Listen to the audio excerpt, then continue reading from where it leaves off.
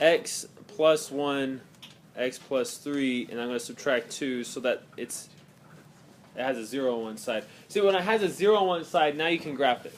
Okay, so what we're going to do is we're going to look for the answers for this. Like, what x values would give me a result that's less than 0. So this is the graph of the rational expression that we're looking at. There's your rational expression, and here's the graph right there. Do we have to worry about any holes in this graph? You don't have to worry about any holes in this graph because you know you can't simplify this anymore. It's already simplified. Okay?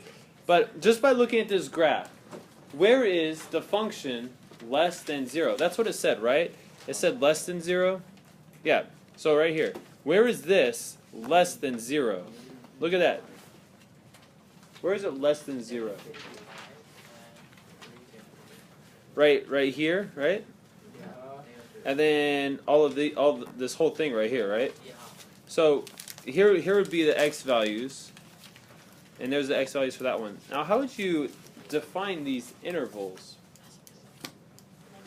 See, this one would be negative infinity. Oh, that's a crazy infinity. Negative infinity to negative 5. Okay.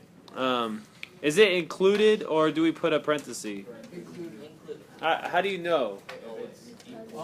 Yeah, if it said equal to, but it's not included because it doesn't say less than. Right. It doesn't say the equal to. It does say less than. So this is one interval that's part of our solution.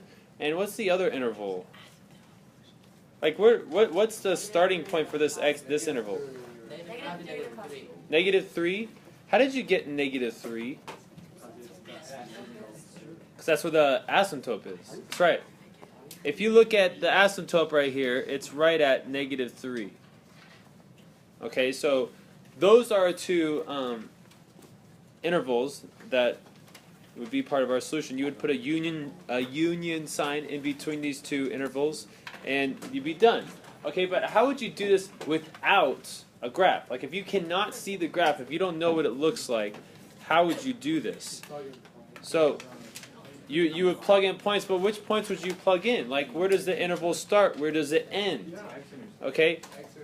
You said, I heard x-intercepts. Okay, so I would have to find the x-intercepts for this. Now, you guys don't know the x-intercepts. You have to pretend you don't know it right now. So what would you do? Like, what would this function look like, first of all?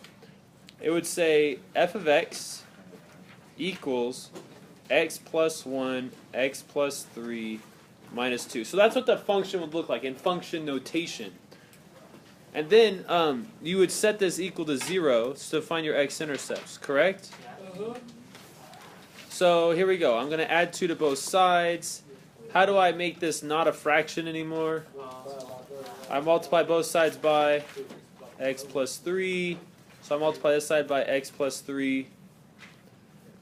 I get 2x plus 6 equals, these cancel each other out because they're inverses, and I have that. You guys remember all this stuff? Subtract x, I get 1x plus 6 equals 1, and I get x equals negative 5. But wasn't that the x-intercept when we looked at the graph? Okay, cool. So negative 5 is one of our points that we need to know. I'm going to draw just the x-axis right here, and I'm going to put negative 5. This is just for visual purposes. It helps me see where I'm at. Now, this was one number. Now, I remember a 3. Do you guys remember? It was a negative 3 or a 3? What was that? It was negative. That was the asymptote, right? Yeah. So we have to know the x-intercept, and we have to know the asymptote, so we know the boundaries of our intervals. Okay? So was it the horizontal or vertical? It was just vertical, right? So to find our vertical, we take the denominator, set that dude equal to 0 to find out what would make it 0. So I go x plus 3 equals 0, x equals negative 3. So negative 3 is where your asymptote is. Now, we have 3 intervals here. We have negative infinity. Whoops. Negative infinity to negative 5. We have negative 5 to negative 3. and then we have negative 3 to positive infinity.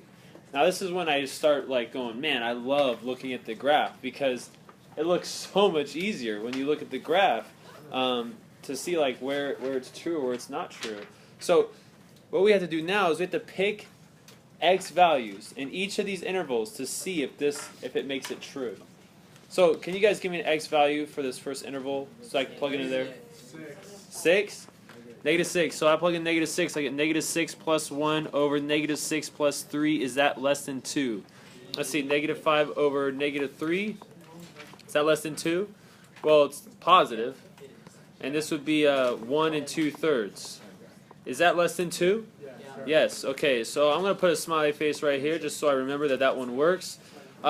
Give me a number between negative 5 and negative 3. Negative 2 is not in between those. Negative 4 would work. So negative 4 plus 1, negative 4 plus 3 is less than 2. Is that true? Negative 3, we have negative 1 right there. 3 is less than 2. Is that true? No, that is not true. So this one does not work. And then the last one, give me a number in this one. 0. Yeah, we can finally use 0. So let's plug in 0 right here. That'd be 1 over 3, right? Yeah.